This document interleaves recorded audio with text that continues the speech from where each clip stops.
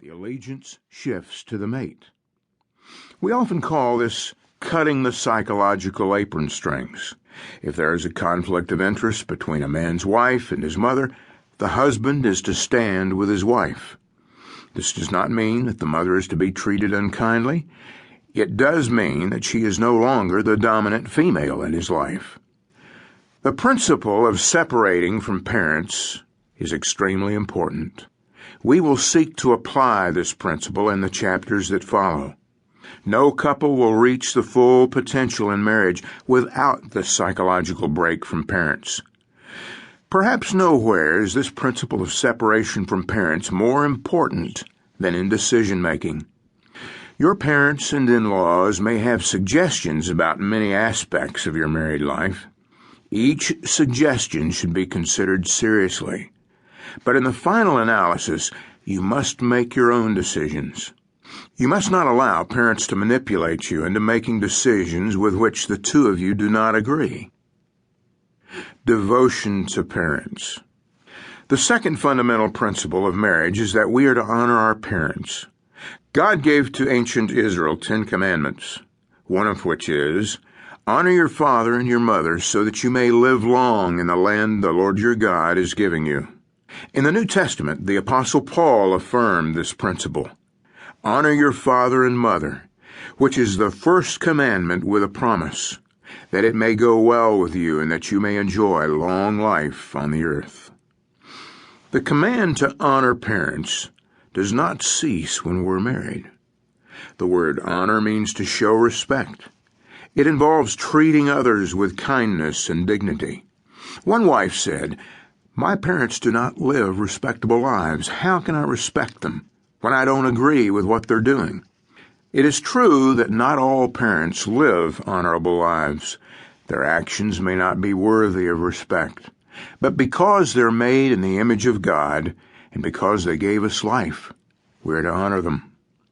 We may not agree with their lifestyle choices, but we can respect them as people even when we don't respect their behavior. It is always right to honor our parents and the parents of our spouse. Leaving parents for the purpose of marriage does not erase the responsibility to honor them. How do we express honor to our parents in daily life? We honor them by keeping the lines of communication open, visiting, telephoning, and sending emails. In such communication, you're seeking to convey the message, "I still love you, and I want you to be part of my life." Leaving must never be interpreted as deserting. Regular contact is a part of what it means to honor parents. Failure to communicate says, in effect, "I no longer care." Another way of honoring parents is described in the New Testament. If a widow has children or grandchildren, these should learn first of all to put their religion into practice by caring for their own family, and so repaying their parents and grandparents, for this is pleasing to God. When we were young, our parents met our physical needs. As they grow older, we may have to do the same for them. If and when the need arises, we must bear the responsibility of caring for the physical needs of our parents. To fail in this responsibility is to deny our faith in Christ.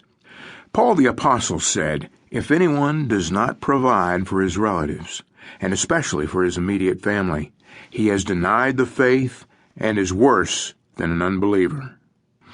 By our actions, we must demonstrate our faith in Christ by honoring our parents. From the parent's perspective, if we are the parents of married children, it will help if we remember our objective. Since their birth, we've been training our children for independence, or at least we should have been doing so. We've taught them how to cook meals, wash dishes, make beds, buy clothes, save money, and make responsible decisions. We've taught them respect for authority and the value of the individual. In short, we've sought to bring them into maturity. We want them to be able to make it on their own. At the time of their marriage, our goal of helping them become independent reaches fruition. We have helped them move from a state of complete dependence on us as infants to complete independence.